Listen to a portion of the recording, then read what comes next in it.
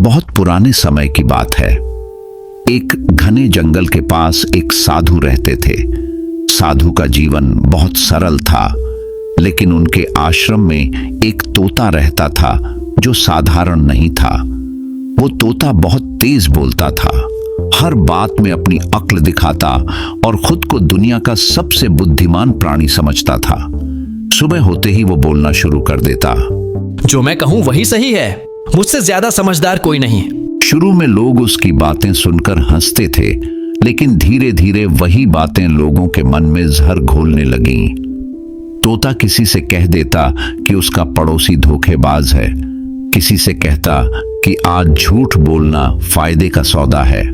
उसकी बातों में आकर गांव में झगड़े होने लगे, रिश्तों में दरार पड़ने लगी।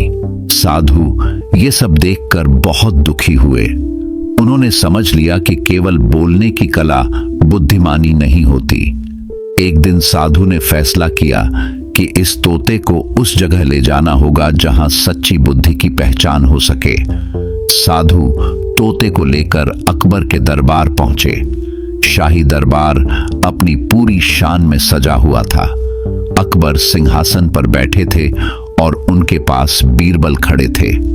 तोते ने दरबार में पहुंचते ही जोर से कहा, जहां पनाह, मैं बहुत बड़ा ज्ञानी हूं, सब कुछ जानता हूं। अकबर मुस्कुराए, लेकिन बीरबल ने बिना कुछ कहे तोते को ध्यान से देखा। उन्हें उसकी आंखों में ज्ञान नहीं बल्कि घमंड दिखाई दिया। साधु ने हाथ जोड़कर कहा, जहां पनाह, ये तोता बहुत बोलता है, लेकिन बिना समझे। अगर आप चाहें तो मैं इसे आपको सौंप देता हूं।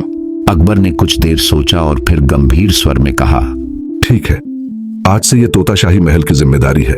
फिर अकबर ने पूरे दरबार में ऐलान कर दिया, इस तोते का हर तरह से ध्यान रखा जाए, इसे कोई कमी ना हो।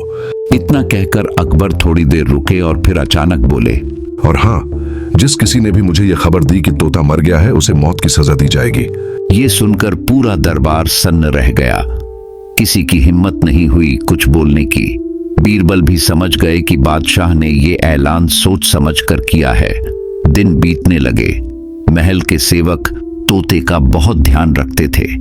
उसे सबसे अच्छे फल दिए जाते, मीठा पानी पिलाया जाता, लेकिन तोते का घमंड अभी भी कम नहीं हुआ था। वो कभी कभी सेवकों को डराने के लिए चुप हो जाता, कभी अजीब आवाजें निकालता। एक रात अचानक वो तोता बीमार पड़ गया। सुबह होने से पहले ही उसने दम तोड़ दिया। अब महल में अफरा तफरी मच गई। सब एक दूसरे से फुसफुसाकर कहने लगे, अब क्या होगा?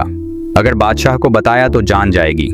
कई दिन बीत गए, लेकिन कोई भी अकबर को कुछ बताने की हिम्मत नहीं कर पाया। आखिरकार अकबर ने बीरबल को बुलाया। दरबार में सन्नाटा छाया हुआ था। अकबर ने पूछा, बीरबल, मुझे बताओ, तोता इन दिनों कुछ बोलता क्यों नहीं? बीरबल समझ गए कि यही उनकी असली परीक्षा है।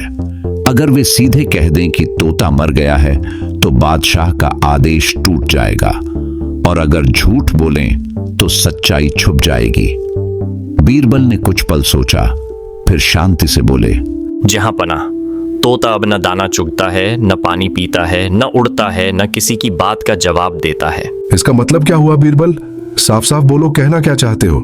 जहां पनाह, जिस प्राणी में न भूख हो, न प्यास, न कोई हरकत, वह इस संसार के नियमों से मुक्त हो चुका होता है। पूरा दरबार हैरान रह गया। अकबर जोर से हंस पड़े और फिर मुस्कुराते हुए बोले, शाबाश बीरबल, तुमने न मेरा आदेश तोड़ा, न ही सच्चाई छुपाई। देखो, असली बुद्धिमानी वही है जो डर के सामने भी रास्ता निकाल ले। फिर अकबर ने बीरबल को इनाम देने का आदेश दिया। साधु ये सब देखकर बहुत खुश हुए। उन्होंने कहा, आज मुझे समझ आया कि सच्चा ज्ञानी बोलने वाला नहीं, समझने वाला होता है। बुद्धिमानी की ऐसी ही कहानियां रोज सुननी है ना? तो अभी चैनल को सब्सक्राइब करो, क्योंकि अगली कहानी और भी चौंकाने वाली है। और घंटी दबाना मत भूलना। तब तक के लिए नमस्कार।